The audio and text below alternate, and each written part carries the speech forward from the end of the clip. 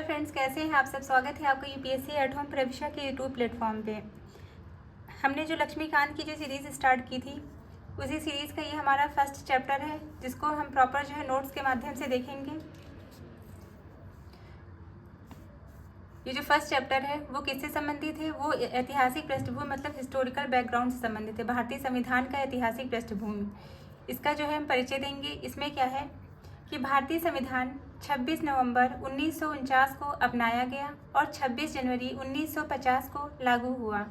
इसकी जड़ें ब्रिटिश औपनिवेशिक काल में है, जहां कई अधिनियम और सुधारों ने संवैधानिक विकास को आकार दिया। मतलब इसमें बताया गया है कि भारतीय संविधान के विकास की कहानी ब्रिटिश शासन के दौरान पारित विभिन्न अधिनियमों और सुधारों से जुड़ी हुई है। यह विकास क्रम 1773 से 1947 तक चला, जिसमें कई महत्वपूर्ण मोड़ आए। इन्हें दो प्रमुख चरणों में बांटा जा सकता है।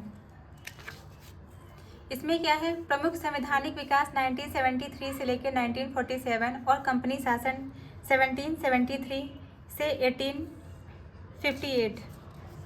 इसमें क्या है? सबसे पहले हम क्या देखेंगे? सबसे पहले हम देखेंगे कंपनी शासन काल 1773 से 1858 तक, जिसमें क्या है? सबसे पहला जो है रेगुलेटिंग एक्ट है 1773 का रेगुलेटिंग एक्ट।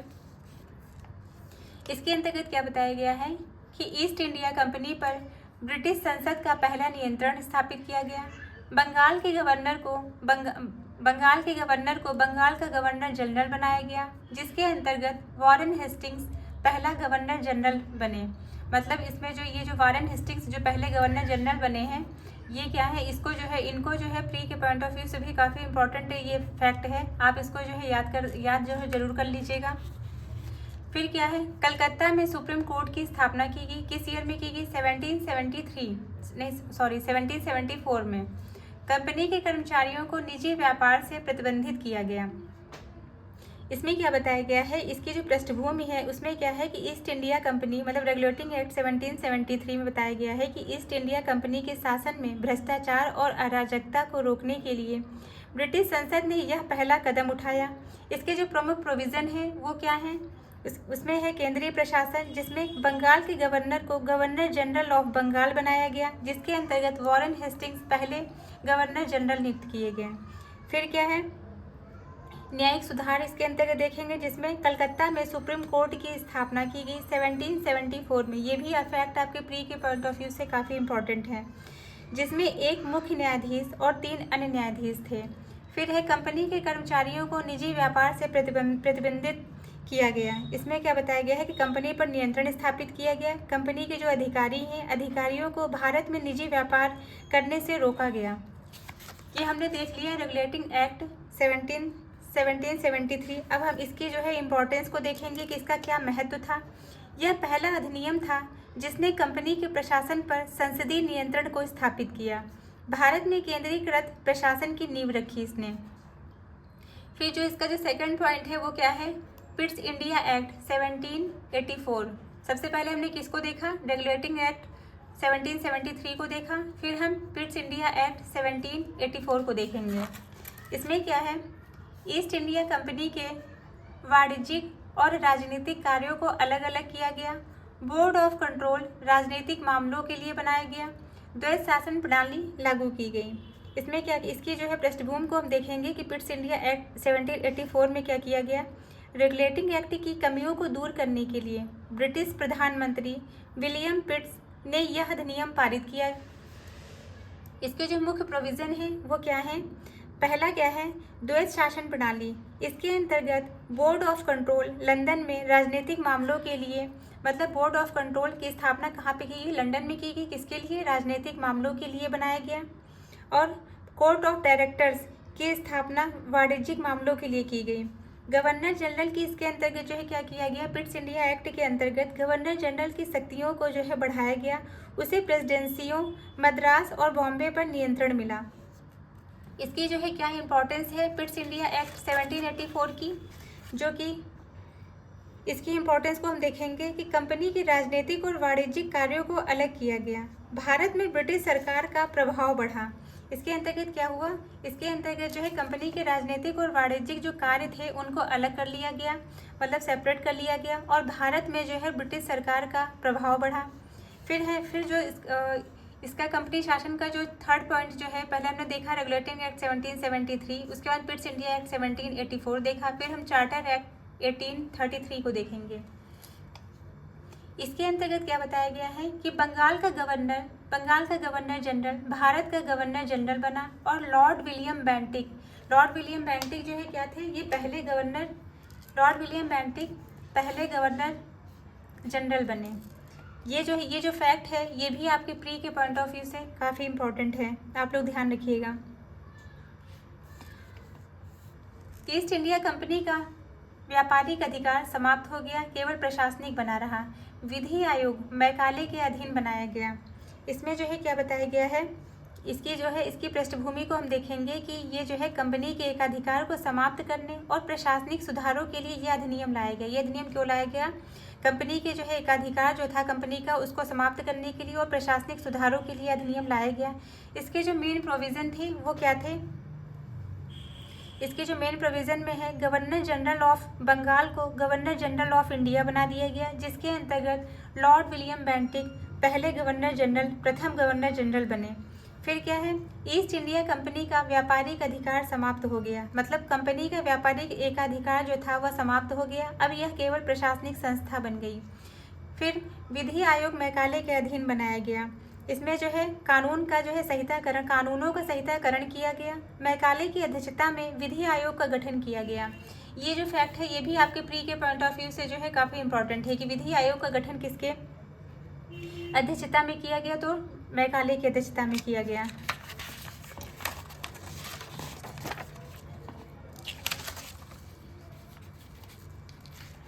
इसकी हम इम्पोर्टेंस देखेंगे। इम्पोर्टेंस क्या है कि भारतीय प्रशासन में केंद्रीकरण को बढ़ावा मिला और भारतीयों के लिए कानूनी समानता का सिद्धांत स्थापित हुआ। अब हम देखेंगे चार्टर एक्ट 1853। इसके अंतर्गत क्या है, पहली बार अलग विधान परिषद बनी, सिविल सेवाओं के लिए खुली प्रतियोगिता शुरू की गई, भारतीयों के लिए ICS के दरवाजे खोले गए। इसके अंतर्गत जो है बताया गया है कि कंपनी के शासन, मतलब चार्टर एक्ट 1853 में जो है क्या किया गया, कंपनी के शासन को सुधारने के लिए यह अंतिम चार्टर पारित किया गया। इसके जो मुख्य प्रोविज़न थे वो क्या थे, विधान परिषद का पृथक्करण किया गया, इसमें विधायी और प्रशासनिक कार्य अलग किए गए। सिविल सेवाओं में खुली प्रतियोगिता प्रारंभ की गई, जिसके अंतर्गत भारतीयों को भी ICS में आने का मौका मिला, हालांकि व्यवहारिक रूप से यह कठिन था। पहली बार 6 सदस्यीय विधान परिषद बनी, जिसमें गवर्नर जनरल के अलावा अन्य सदस्य भी शामिल थे। इसका जो है चार्टर एक्ट 1853 का क्या महत्व था उसको हम देखेंगे, इसकी इम्पोर्टेंस को, कि आधुनिक संसदीय प्रणाली की नींव रखी। 1857 के विद्रोह के बाद इसी अधिनियम को समाप्त कर क्राउन शासन लागू किया गया। फिर हम देखेंगे ब्रिटिश क्राउन का शासन 1853 से 1947। इसके अंतर्गत फर्स्ट पॉइंट जो है वो क्या है, भारत सरकार अधिनियम 1858। इसके अंतर्गत जो है 1857 की क्रांति के बाद ईस्ट इंडिया कंपनी से सीधा नियंत्रण ब्रिटिश क्राउन ने ले लिया। भारत के लिए सेक्रेटरी ऑफ स्टेट्स का पद बनाया गया, गवर्नर जनरल को वायसराय बना दिया गया, लॉर्ड कैनिंग पहले वायसराय बने। इसके अंतर्गत जो है क्या किया गया है, 1857 के विद्रोह के बाद ब्रिटिश सरकार ने सीधा नियंत्रण संभाला। इसके जो मेन प्रोविज़न है उसके अंतर्गत जो है पहला क्या है, ईस्ट इंडिया कंपनी का शासन जो था उसको समाप्त कर दिया गया और भारत सीधे ब्रिटिश ताज के अधीन आया। भारत के लिए एक नया पद सेक्रेटरी ऑफ स्टेट्स, जिसे ब्रिटिश कैबिनेट सदस्य बनाया गया, जिसकी सहायता के लिए 15 सदस्यीय इंडिया काउंसिल बनी। गवर्नर जनरल को वायसराय की उपाधि दी गई और लॉर्ड कैनिंग जो है क्या बने, प्रथम वायसराय बने। ये फैक्ट भी आपके प्री के पॉइंट ऑफ व्यू से काफ़ी इंपॉर्टेंट है। फिर क्या है, इनका जो है इसका महत्व को देखेंगे। भारत सरकार अधिनियम 1858 का क्या महत्व है। भारत में प्रत्यक्ष ब्रिटिश शासन की शुरुआत हुई। इसके बाद के सभी अधिनियम भारतीय स्वशासन की दिशा में कदम बने। फिर क्या है, भारतीय परिषद अधिनियम 1861। इसके अंतर्गत विधायी प्रक्रिया में भारतीयों को शामिल किया गया। बॉम्बे और मद्रास को विधायी शक्तियां दी गई।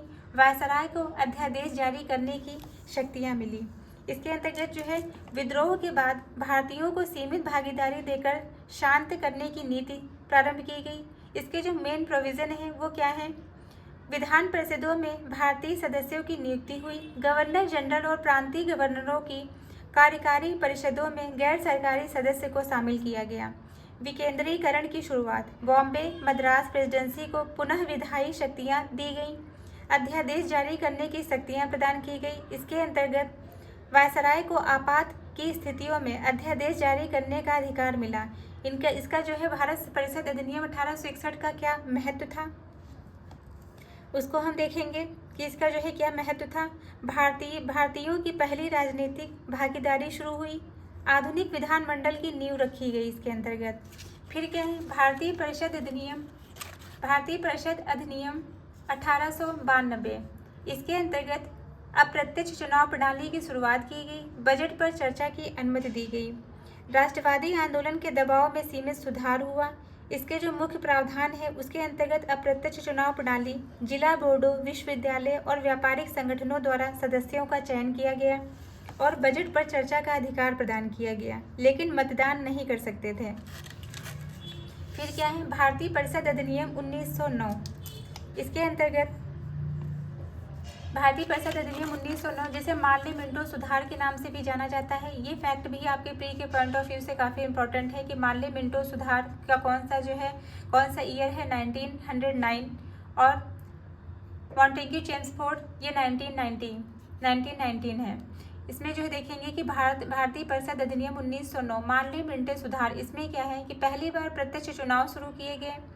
मुसलमानों के लिए अलग निर्वाचन क्षेत्र, प्रांतीय परिषदों में गैर सरकारी बहुमत। इसमें जो है क्या किया गया है? कांग्रेस और मुस्लिम लीग के दबाव में सुधार हुआ है। इसके अंतर्गत जो है मुख्य प्रोविज़न क्या है? प्रत्यक्ष चुनाव। कुछ निर्वाचन क्षेत्रों में पहली बार प्रत्यक्ष चुनाव हुए। सांप्रदायिक निर्वाचन क्षेत्र, इसके अंतर्गत मुसलमानों के लिए अलग निर्वाचन क्षेत्र बनाए गए। विधान परिषदों का विस्तार किया गया जिसमें केंद्रीय व प्रांतीय परिषदों के आकार में वृद्धि हुई। इनका जो है क्या महत्व है? सांप्रदायिकता को बढ़ावा मिला। बाद में यह विभाजन का जो है कारण बना। फिर क्या है? भारत सरकार अधिनियम 1919। इसके अंतर्गत मॉन्टेग्यू चेम्सफोर्ड सुधार, इसको मॉन्टेग्यू चेम्सफोर्ड सुधार के नाम से भी जानते हैं।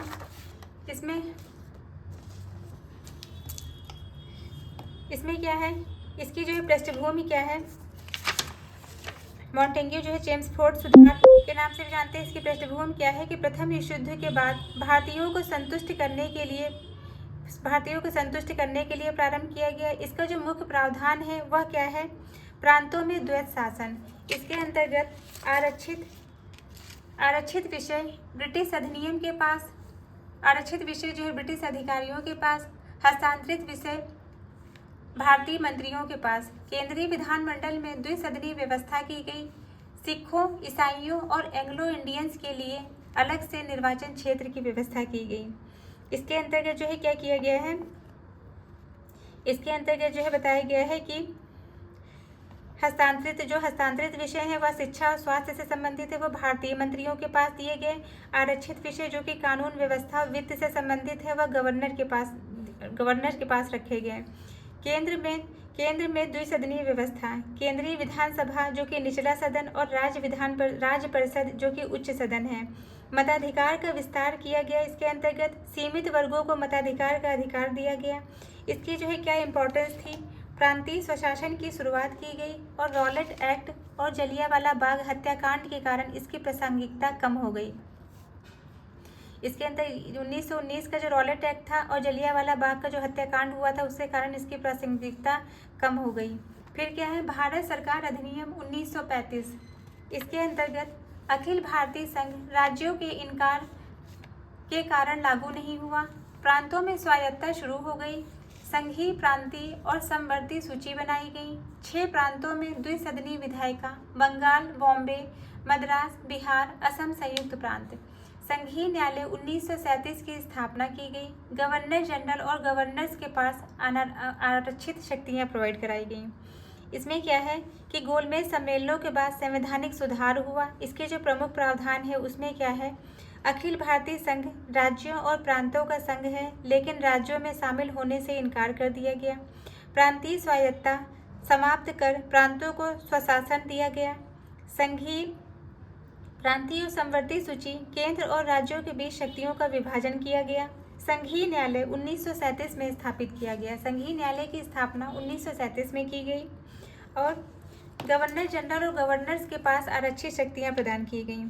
इनका जो है क्या महत्व है भारत सरकार अधिनियम 1935 का? भारतीय संविधान का मुख्य आधार बना। संघीय ढांचा, आपातकालीन प्रावधान और राज्यपाल की शक्तियां। फिर क्या है? भारतीय स्वतंत्रता संग्राम 1947। इसके अंतर्गत बताया गया है कि ब्रिटिश शासन समाप्त, भारत और पाकिस्तान का विभाजन हो गया। संविधान बनने तक डोमिनियन स्टेट्स, गवर्नर जनरल संवैधानिक प्रमुख बना। इसमें क्या बताया गया है कि जो है कैबिनेट मिशन योजना और माउंटबेटन योजना के बाद आया ये भारत और पाकिस्तान का विभाजन किया गया 15 अगस्त 1947 को। डोमिनियन स्टेट्स, संविधान बनने तक भारत ब्रिटिश राष्ट्रमंडल का सदस्य रहा। गवर्नर जनरल का पद बना रहा। लॉर्ड माउंटबेटन पहले गवर्नर जनरल बने। इसका जो है क्या महत्व है? ब्रिटिश शासन का अंत और स्वतंत्र भारत की स्थापना की गई इसके अंतर्गत, भारतीय स्वतंत्रता अधिनियम के अंतर्गत। अब हम देखेंगे कुछ महत्वपूर्ण जो है फैक्ट को देखेंगे, जैसे कि 1935 का अधिनियम, इसके अंतर्गत भारतीय संविधान का 1935 का जो अधिनियम है वह भारतीय संविधान का आधार बना। 1909 का जो अधिनियम है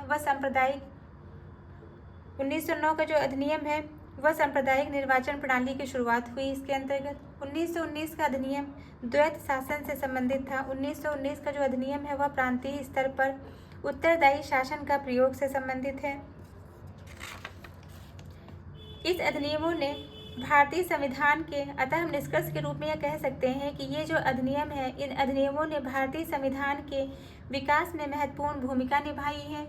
1935 का अधिनियम सबसे महत्वपूर्ण था, जिसने संघीय ढांचा, मौलिक अधिकार और न्यायपालिका की स्वतंत्रता जैसी अवधारणाएं दी हैं।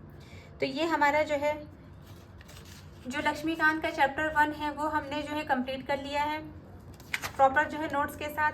आप लोग भी चाहें तो हमारे साथ में लक्ष्मीकांत का नोट्स कंप्लीट कर सकते हैं। इससे संबंधित जो है क्वेश्चन को हम देखेंगे, इससे कौन से क्वेश्चन मेंस के लिए बन सकते हैं। 1935 के भारत सरकार अधिनियम ने भारतीय संविधान की रूपरेखा तैयार की, विश्लेषण कीजिए। फर्स्ट क्वेश्चन जो इससे बन सकता है मेंस में।